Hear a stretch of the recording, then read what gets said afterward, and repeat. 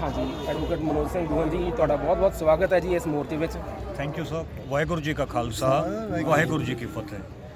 ਅੱਛਾ ਐਡਵੋਕੇਟ ਮਨੋਜ ਸਿੰਘ ਦੂਹਨ ਜੀ, ਤੁਸੀਂ ਇਸ ਜਿਹੜਾ ਕਿਸਾਨ ਮਜ਼ਦੂਰ ਸੰਘਰਸ਼ ਚੱਲ ਰਿਹਾ, ਇੱਕ ਗੱਲ ਉੱਗੜ ਕੇ ਸਾਹਮਣੇ ਆਈ ਆ ਨਵੰਬਰ ਤੇ ਦਸੰਬਰ ਦੇ ਮਹੀਨੇ ਵਿੱਚ ਕਿ ਜਿਹੜੇ ਸਰਕਾਰਾਂ ਨੇ ਐਡੇ ਆਪਸ ਵਿੱਚ ਸਾਡੇ ਪਵਾੜੇ ਪਾਏ ਹੋਏ ਸੀ ਪੰਜਾਬ ਤੇ ਹਰਿਆਣਾ ਦੇ ਵਿੱਚ, ਇੱਕ ਐਸਵਾਈਐਲ ਨਹਿਰ ਦਾ, ਦੂਜਾ ਚੰਡੀਗੜ੍ਹ ਦਾ, ਰਾਜਧਾਨੀ ਦਾ।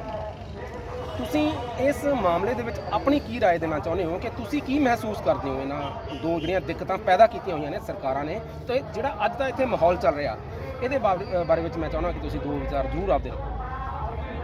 देखिए, SYL एक नॉन इशू है आज के दिन। जी, जो प्रिंसिपल जो आज संघर्ष जो इस मुल्क में चल रहा है जी, वो किसानी का संघर्ष चला हुआ। जी, इस संघर्ष पर से डाइवर्ट करने के लिए, इस संघर्ष पर से ध्यान बांटने के लिए नॉन इश्यूज़ को गवर्नमेंट उठा रही है, जिसमें से SYL भी एक मुद्दा है। जी, अदरवाइज़ हरियाणा का पानी जो है वो मुनक नहर से होते हुए दिल्ली में जा रहा है। जी, तो अगर हमें पानी की ज़रूरत रहेगी तो हम अपना पानी जो दिल्ली में जा रहा है उसको हम रोक देंगे। हम लोग पंजाब से नहीं लड़ेंगे पानी के लिए, क्योंकि पंजाब हमारा बड़ा भाई है। पंजाब की खुद नहरें वो खाली चल रही हैं, वो सूखी चल रही हैं। जी, इसलिए पंजाब से तो केवल हमें SYL के मुद्दे पर हम लड़ें पंजाब से और ये किसान संघर्ष खत्म हो जाए।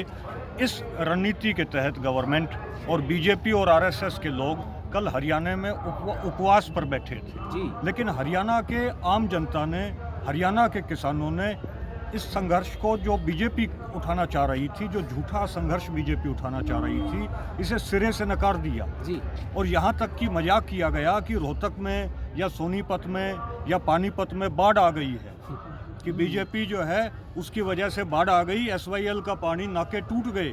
वो BJP और RSS वाले ये हरियाणा के अंदर ले आए हैं पानी को, और हरियाणा बाढ़ में डूब गया SYL के।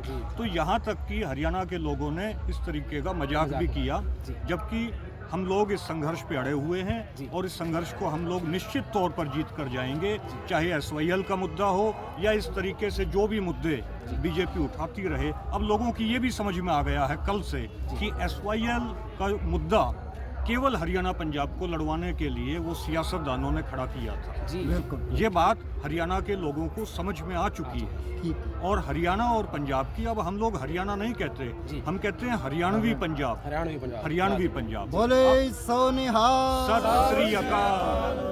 तो अब हरियाणवी पंजाब और पंजाब को ये समझ में आ चुका है कि ये पॉलिटिकल इशू है, जी, जी, ये आम जनता का इशू नहीं है। इसलिए SYL का मुद्दा तो जमींदोज हो गया है, SYL का मुद्दा खत्म हो गया है।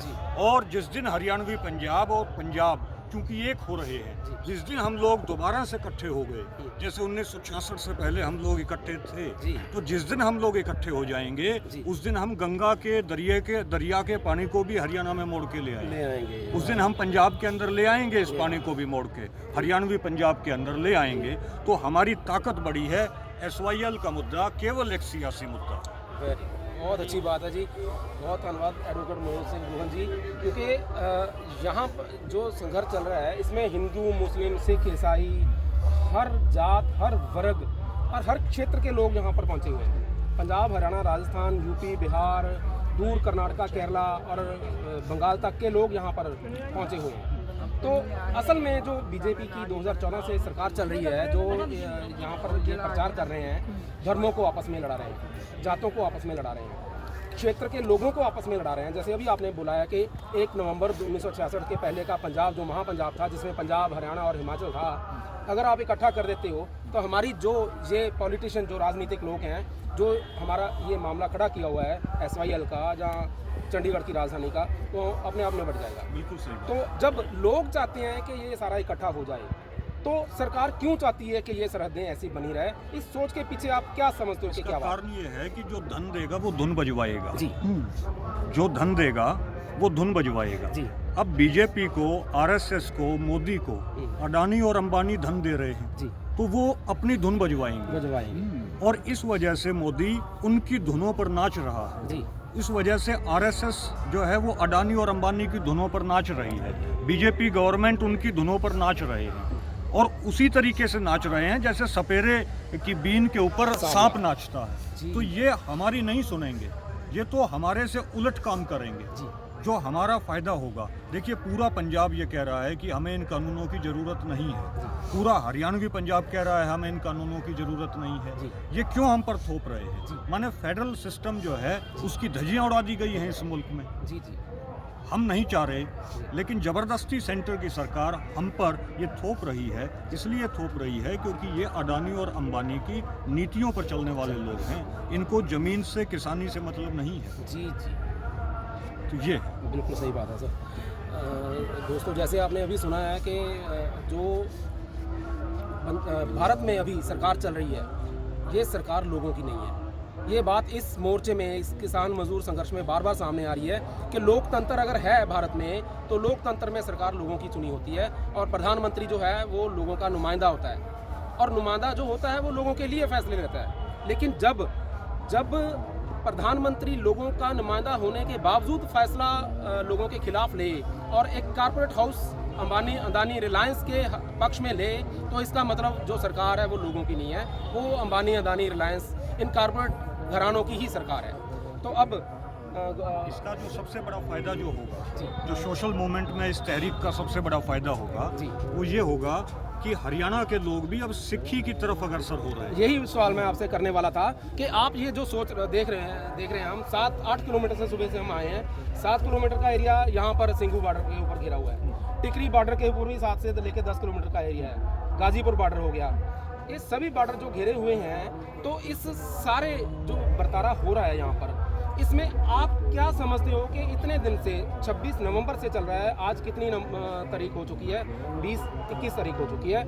आज तक कोई भी किसी तरह की लूटपाट नहीं हुई है, कोई किसी भी तरह की हिंसक कार्रवाई या कोई अप्रिय घटना यहाँ पर नहीं घटी है। लोग इतने प्यार से, अगर मेरे पास स्वेटर है, साथी के पास नहीं है, मेरे पास जो जैकेट या मेरे पास कंबल है, साथी के पास नहीं है, तो मैं खुद अपनी मर्जी से उसको दे रहा हूँ। अपने से ज़्यादा लोगों का लोग ज़्यादा ख्याल रख रहे हैं। इसके पीछे क्या रीज़न? इसके पीछे बाबा नानक की सोच काम कर रही है। जी। बाबा नानक ने कहा कि नाम जपो, किरत करो और वंड के खाओ।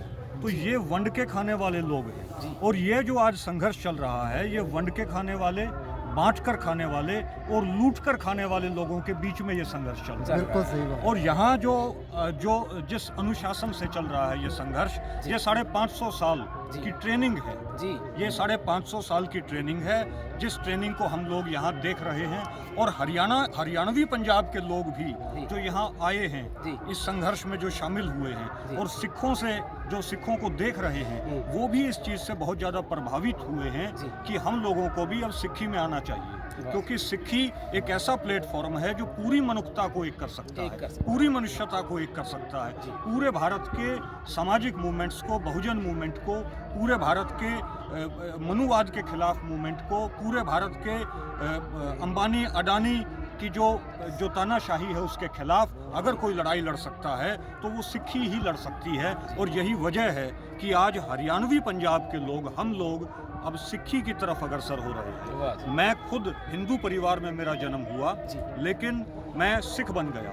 हमारे जितने साथी हैं वो सब बाबा गुरमीत सिंह जी गौरव जी की प्रेरणा से, बाबा नानक की कृपा से और आप लोगों के संघर्ष की वजह से पूरा हम लोग सिख बन गए। हमें समझ में आया कि हम लोग जिस हिंदू धर्म में हैं, वो हिंदू धर्म एक षड्यंत्र है, वो हमारे काम नहीं आएगा। क्योंकि जितने मंदिर हैं, एक भी मंदिर में कोई लंगर नहीं चला हुआ, एक भी मंदिर नहीं खुला हुआ है कि जो यहाँ किसानों के लिए कोई मदद करे। लेकिन जितने गुरुद्वारे हैं, वो सारे गुरुद्वारे सेवाएं कर रहे हैं। इसलिए हम लोगों को, जो सर छोटू राम जी कहा करते थे कि अब भोले जमींदार तू मेरी 2 बात मान ले, एक ले बोलना सीख, दूसरा दुश्मन पहचान ले। हमें अपने दुश्मन की पहचान हो चुकी है और हमें अपने दोस्त की पहचान भी, हमें हमारे भाई की पहचान भी हो चुकी है। तो हम ये समझ चुके हैं कि सिक्खी में रहकर ही हम लोग इस देश में आगे बढ़ सकते हैं, अदरवाइज तो हमारा जो है नामो निशान मिट जाएगा।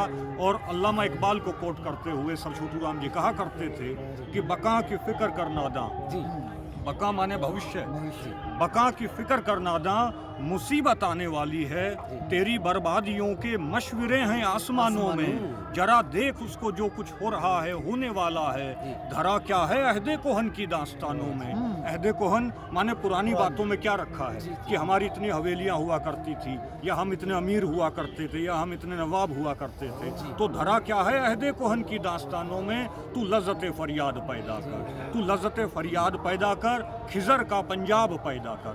Lieutenant colonel sir Malik Khizar Hayat Khan Tiwana Sahib जो पंजाब के प्राइम मिनिस्टर बने थे यूनियनिस्ट पार्टी से, तो तू खिजर का पंजाब पैदा कर, जमी पर तू हो और तेरी सदा हो आसमानों में, न समझेगा तो लुट जाएगा ए दुनिया के अंदाता, तेरी तो दास्तां तक भी न होगी दास्तानों में, तेरी तो दास्तां तक भी न होगी दास्तानों में। तो हम लोग अपने दुश्मन को पहचान चुके हैं, हम लोग दोस्त को पहचान चुके हैं, और हम लोग अब सिक्खी की तरफ अग्रसर होंगे, सिख बनेंगे। पूरा हरियाणवी पंजाब सिक्खी की राह पर चलेगा। और निश्चित तौर पर अब तक हम लोगों ने रामलीला कृष्ण लीला देखी है, लेकिन अब हम लोग जब नानक लीला देख रहे हैं तो हम लोग ये पूरे सब लोग अब रामलीला और कृष्ण लीला भूल जाएंगे।